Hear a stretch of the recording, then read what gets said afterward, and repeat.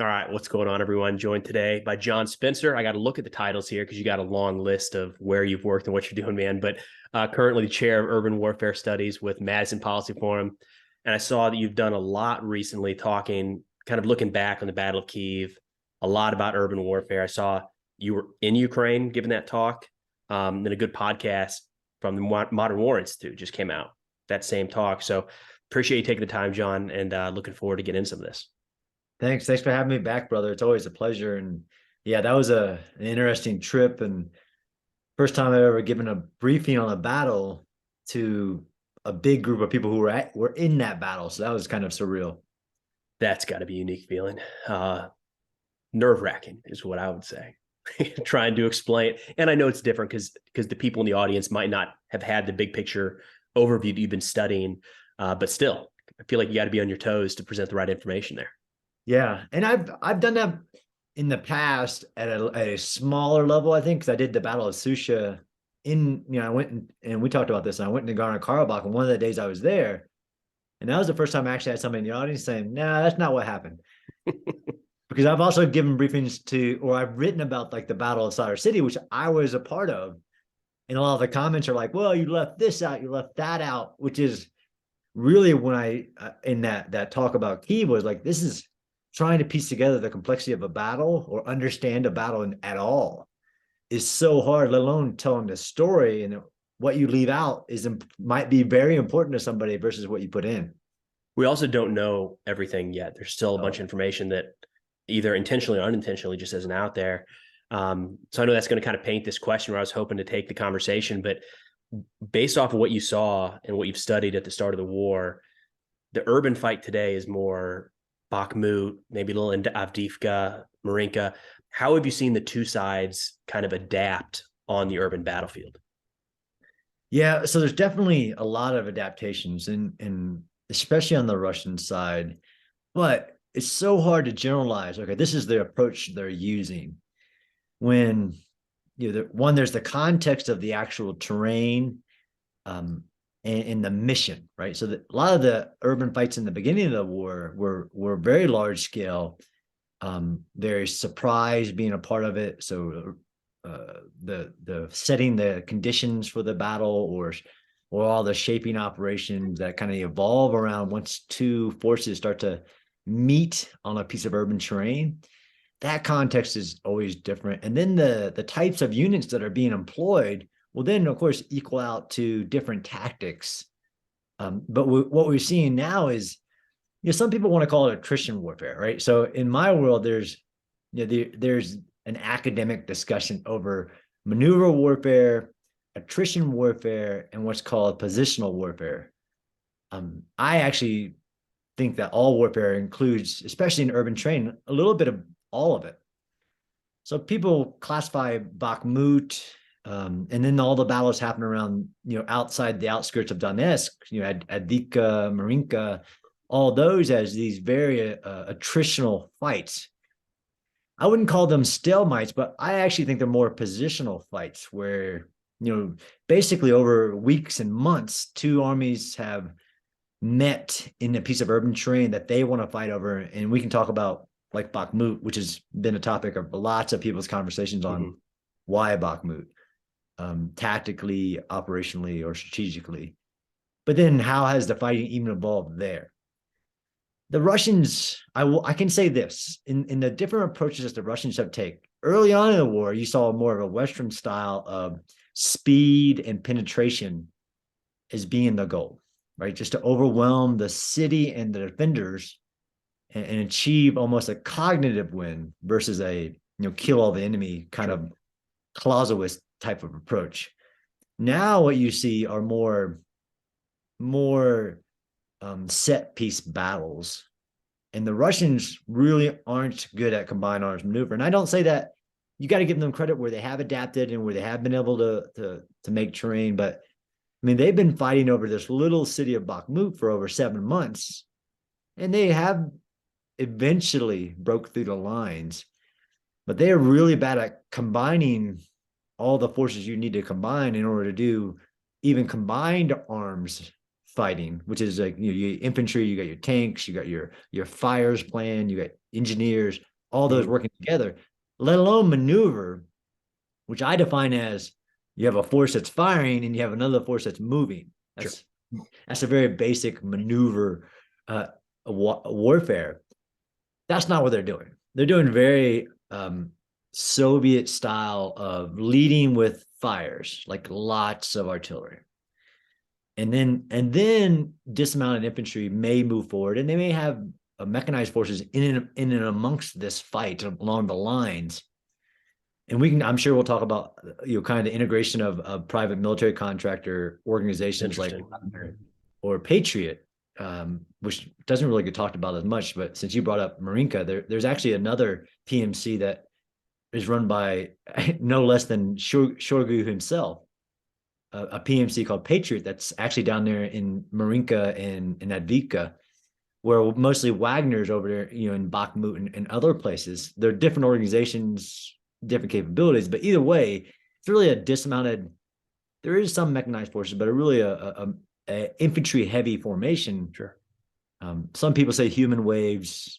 It's not that bad, but the Russian style of these set piece match, fights turns into basically rubblized cities, and you have fights over these, like we saw in other places like Mariupol, when you really want to contest a piece of urban terrain, because of the advantages and disadvantages of urban fighting, especially just the concrete buildings, you start to destroy everything, right?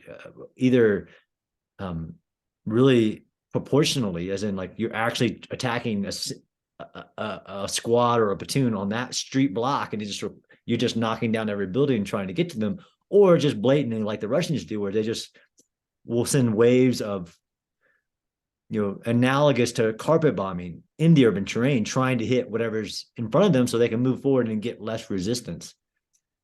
I So the remember Russian hearing, approach well, I has was say, evolved. I remember hearing at one point, I think it was Prigozhin giving one of his talks saying that the defenses at Bakhmut, every house is a fortress, and then the house behind that is a fortress, and the house behind that is a fortress. Have you seen much of that? Is that one of the ways that this has kind of changed on the Ukrainian side? Absolutely.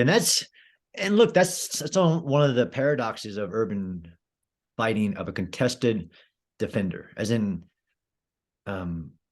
they have had time to set up a very strong defense within the city with multiple positions. And my friend Mike Kaufman, I don't know if you listened to our Course, podcast yeah. on Bakhmut, was discussing about the differences on the sides of the river in Bakhmut. And you can have a fortress, what we call a strong point, right? And I always use Pavlov's house from Stalingrad, but if you have a Soviet industrial style apartment building made up of concrete and maybe reinforced steel concrete, you can bomb the heck out of it, and people inside can still hold out. And especially if there's an underground in which you can survive large artillery barrages or bombings, and you get to the basement and come back out when it ends. And that causes the attacker, no matter who you are, to have to do a strong point reduction. And when you have to reduce every position along a city block, I think you get to that Prigozhin. Not that I'm going to give him any credit, but that has been seen in many of these type of urban fights. And that's really, when you ask me to talk about the differences between early and this, is you see that, like in Mariupol, which is the first time we saw it in the beginning of the war, like if you have somebody who's committed to defending the terrain, you have to dig that defender out. Versus the other styles of warfare, which is like Kherson or other examples, or even Severodonetsk, where you just put the enemy at such a disadvantage that they abandon the urban terrain by choice. We saw that for Severodonetsk and Lysychansk for the Ukrainians, and we saw that for Russians in Kherson. And there's other ways you can actually just surround the city and say, okay, I'm going to wait you out. I'm going to cut you off with supplies. That's that siege that everybody thinks has happened. But when you want to pry an enemy out, and I don't want to give Russians any credit. I just think it's an illegal war, all this stuff. But even if you look at the Battle of Mosul that we assisted with the world's best air power there is, it still took 9 months to dig out the defenders of Mosul that were not trained in anything. because urban terrain gives you such inherent defensive capabilities. And I understand what you're saying, not wanting to give Russians any credit, but I saw a good piece recently by Mick Ryan, I think it was, talking about how we got to pay attention to what they're doing. Anything they adapt and learn, because they're learning the hard way. And those lessons are going to be things we'll be able to pick up, lessons the Ukrainians will be able to pick up. So it has been interesting from my perspective, not really focused on the urban fight as much as you have. It seems like the Russians have adapted more, just because the images at the early start of the war were columns of tanks and BMPs riding bumper to bumper through city streets with people in, filming them from above, which sounds terrifying if you're in a tank down in the streets. You don't see that anymore. So it seems like Russia's had to adapt more, whereas the Ukrainians have been rather successful in defending in the urban terrain. So I'm sure they've adapted it just as much, but it seems like we see more on the Russian side, if that makes sense. No, it makes sense. And you who have followed it as well have seen the evolution of, and this is the big question on whether Ukraine could go on the offense, because they were very successful at defending their own terrain. The other question was, could they go on the offense against urban terrain? And they showed they could. And that was when the Russians, back in September, were put to the test. Could they defend urban terrain? And they showed they couldn't, based on just being outsmarted in tactics. Were there any big urban fights though in those counteroffensives? I mean, Kherson was urban, but that was also not a stalemate. Slow grind for a long time.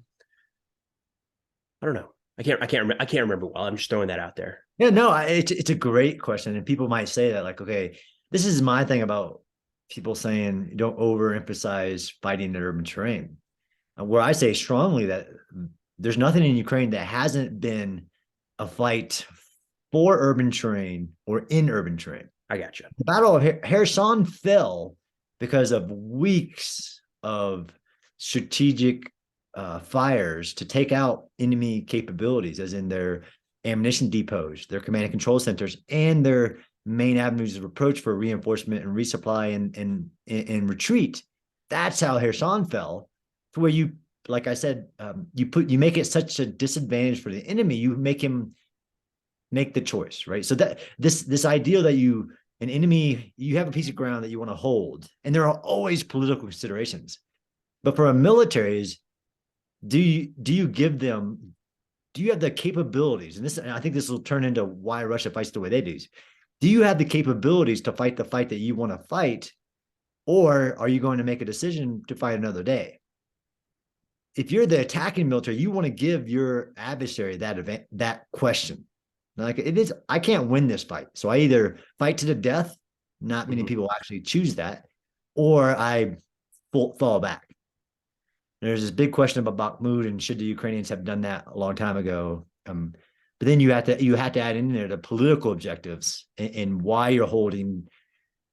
So this is the other geeky urban warfare thing, is that defenders don't usually win. And that's just it's a whole line of context on why defenders don't usually win, because the old military theorist said, defense is always stronger. It's the stronger form of warfare. It just makes sense, right? The enemy has to move, and he has to clash against your defenses. It's a stronger form, but politically it's not as strong, because I can negate some of the advantages of the defense, but defenders usually lose overall. But I always question that, as like in Kyiv or other places, like, I don't have to defend forever, right? I have to defend until I'm made to make a decision on whether I can no longer hold this or I have to abandon it. And could the argument be made that if you hold hard and strong enough, that you exhaust the enemy and they no longer pursue that as a viable option? So that is absolutely, which goes back to ancient siege warfare, right? One of the ways that people would win, and if the smaller guy being sieged inside of his castle, is just provision the castle for long enough to where the people outside starve to death themselves, not you, or they waited too long and another military comes, which is some really cool medieval examples where you're outside my castle besieging me, and then a buddy of mine came and just smashed you against my walls. Like Poland or, just Yeah. Which is actually what happened in Kyiv, right? They didn't have to wait. They didn't have to defend forever. They never could have defended forever, but they had to defend for a certain amount of time for other things to happen. Sure. And there's actually a bunch of examples of urban battles where it was international pressure. Like Israel has a lot of wars where they know they have to finish the conflict in a certain amount of time, or there's going to be external factors saying, hey, you guys need to stop that. Some people thought in the beginning of the Ukraine war, maybe there'd be, or even, like, let's look at the Nagorno-Karabakh war, some other actor would intervene. It didn't happen, and it won't happen in Ukraine. But so this leads, again, the context of the battles. The battles we're talking about now are months in setting. Really, if you talk about Advika and Marinka and around Donetsk, those are battles that have been going on since 2014. Mm-hmm. Those are Ukrainian defensive lines that have been established forever. It would take an immense amount of firepower, which is what we've seen being attempted, just bomb them out, and commitment of forces to take those pieces of ground. If the defender has had 8 years to prepare defensive lines. Same thing in Bakhmut. Bakhmut, the longer it went on, the harder it was going to be to take. There are ways to do it, but the longer, and then you get to the paradox of one, what we call the precision paradox, like Prigozhin was talking about. If you bomb a building, if the enemy has an underground, he just goes to the next building. Now you got to bomb that one, and you end up destroying 90% of the city because you're just bombing defensive positions in which the defender moves to throughout the city. And in a bombed building, I don't know if I've ever told you this before. In these type of high intensity combat situations where two enemies with lots of firepower are fighting each other in urban terrain, the more you bomb it, the harder it is to take it. Because rubble is a very defendable piece of ground, especially a rubbleized industrial sized building. All the crevices and holes and all that stuff. This is what, like Stalingrad and Berlin and all that. The more you air bomb things, you actually create your own obstacles. You can't bring in your tanks and your mechanized infantry, and you just created a bunch of bomb-proof bunkers for the defenders. I always think of Mosul. You were talking about it a bit. I've never been to Iraq, but those are modern enough pictures to where you see what happened to that city, to where it looks awful. It's awful for the people who live there because there's nothing left, and the number of IEDs just still strewn throughout that rubble is crazy. But the idea of having to fight through that, terrible. And I know the Iraqis paid a pretty heavy cost actually clearing that city. But it made me think of the air power piece of this. So Mosul took a long time to actually clear out. We had complete air dominance. Completely. This is the other side of that picture. I know there have been Russian aircraft involved in this fight, but sporadic at best around Bakhmut. I feel like the easy answer here is that more air power is better. But what we're seeing in Bakhmut just kind of replacing air power for artillery, or do you think it'd be a drastically different fight if Russia had control of the skies there? No, I think it'd be a different fight, really, because air power allows you to bring in systems that the artillery is not going to replace, based on precision, like putting it exactly where you want it, and the explosive power of it. We have seen just in the last couple of weeks, the Russians dropping some very large munitions into Bakhmut, although they're limited on those capabilities. Plus, the air power gives you a precision capability, an ISR, all-seeing eye. But like you said, even if you have that, it doesn't mean that you're going to win. We fired, and I tell people this a lot in Mosul. All that destruction was precision. Like, it wasn't, and all of it was actually in accordance with the law of armed conflict, because every enemy location was identified, and then a precision guided munition.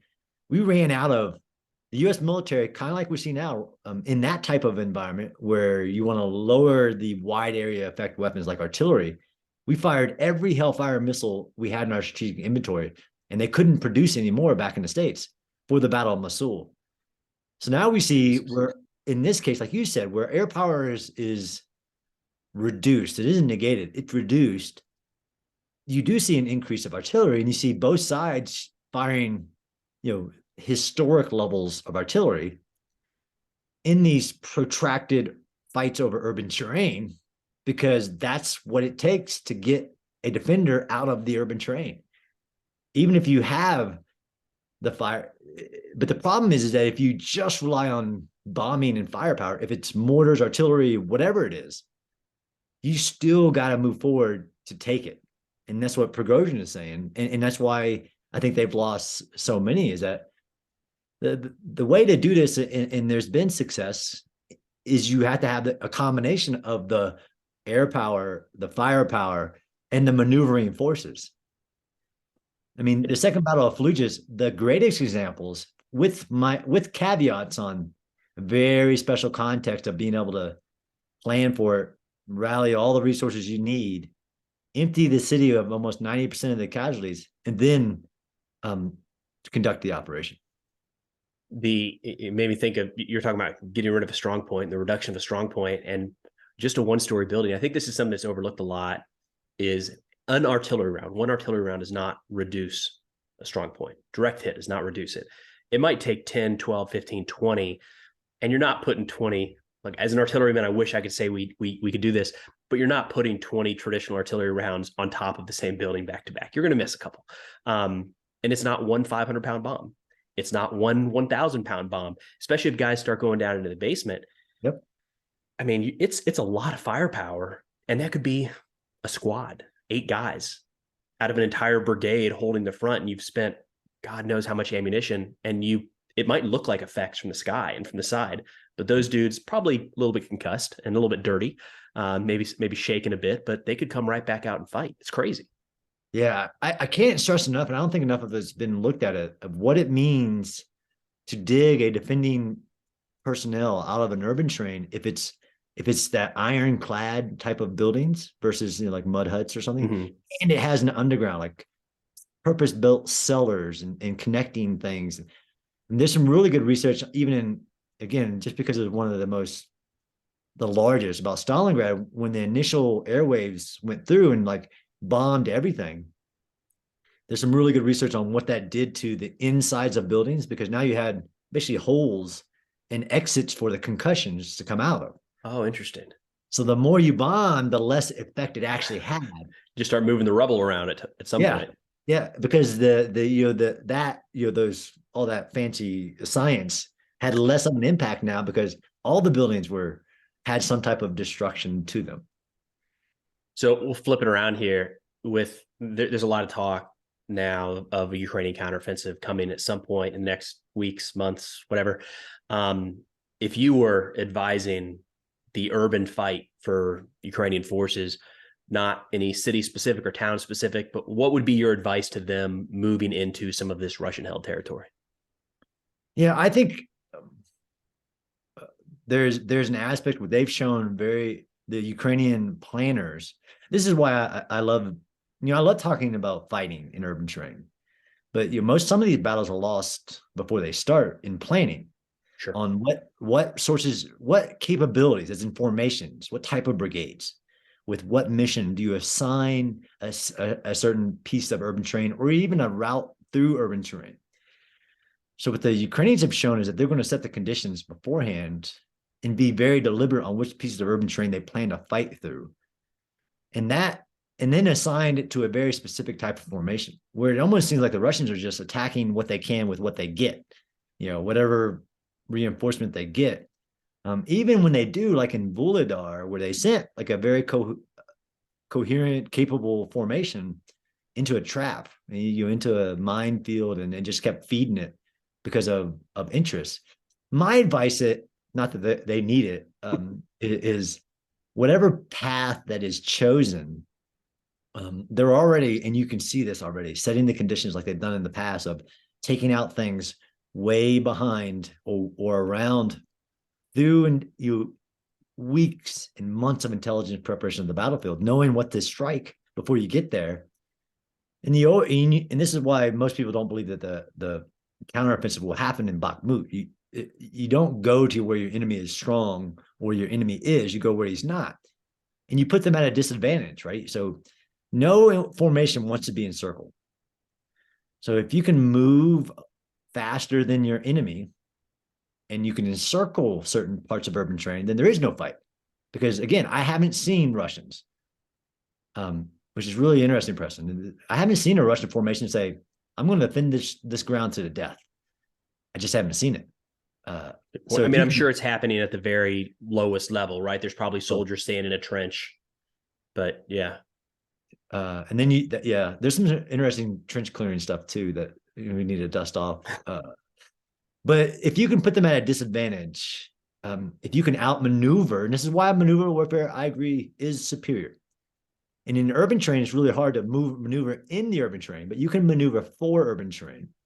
You can put the defender, if they're defending, at a disadvantage, where you got to give them set the conditions where they have to make that decision, fight to the death or leave.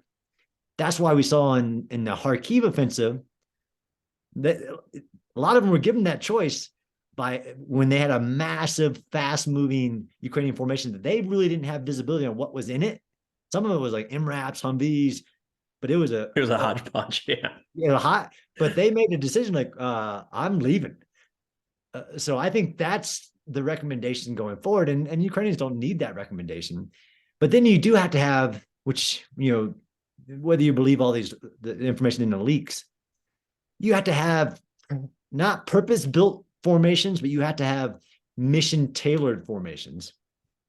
It makes, for a U.S. military guy, it makes a lot of sense, right? Yeah, mission-tailored, right? And this is what we did with our 3 formations of the infantry, armor, and striker. And we had the ability to, on the fly, mix them together because of development. In urban terrain, that's what's required. You need mission-tailored formation. So if you're going to have a formation who's responsible for penetrating, it better have a lot of armor, better have a bunch of engineered mobility assets. In the brigade formations that Ukraine is starting to adapt to includes that, right? Armor mechanized formations, which should be penetrating. And then you have strike forces that are, almost a mixture of everything. The strike force that you plan to fight, and it needs a lot of infantry, which again, we talked about in the past, was Russia's mistake in the beginning when they reorganized to the battalion tactical group. They reduced the level of infantry. Like, look, urban fighting, you need dismounts, you need infantry if you're going to take things away from people. So if the Ukrainians, as they envision the plan, right, this operational plan, that they'll have a penetration force, a strike force, and if they need to, a force that's actually going to take the ground away from somebody if they decide to defend it. Those are the things that we know work in urban terrain, and you can see the Ukrainians trying that. And my hope is that we'll see this in the offensive, and we'll see things like the M2 Bradley, a part of those formations, given that infantry fighting vehicle purpose in the dense urban terrain, that mobility, that firepower, and then deploying the infantry out to the last point of demarcation where you need it. That's what you need in urban terrain. But you need these mission-tailored forces based on the fight that you think is going to happen in those, whether it's Zaporizhia and Melitopol, whether it's Crimea, you're going to see this planned offensive with these different formations. And I think this is why we all think that it's no surprise, maybe the delay is kitting those formations with exactly what they need, or at least what you have to give them that capability to penetrate, exploit, and take that ground. That's a good point. It's not, you don't want a company of dismounted infantry to move across a 5-mile open field, and you don't want a platoon of tanks being the only element clearing an urban setting. It's that mix back and forth. There were some interesting documents somebody put out on Twitter showing how Wagner had adapted to that fight recently. You see that? I'll see if I can link that in the description, but how they've done that faster than the Russian military. At least it appears. Yep. And really interesting information on even how you send some of those untrained formations forward using waypoints along a path. Oh, yeah. I did see some of that. It's interesting if you have an untrained infantry force, but you still want them to move forward, and give them a waypoint and go to this point, fight your way to that point. And it makes it some of that complexity of urban terrain gets reduced. That's a terrifying position to be in. Can you imagine getting those, like, one sentence instructions, go forward 2 blocks, shoot everything you see kind of thing? Yeah. Stay until relieved. Yeah. God. Well, we'll wrap it up there, John. I know you got a lot going on, but really appreciate your insight, man, and taking the time to chat here for a little bit. Always a pleasure, brother. And we'll link in the description your Twitter, your website. You got a bunch of books out and your YouTube channel as well. So go check out John. But we'll talk again soon, man. Take care. Take care.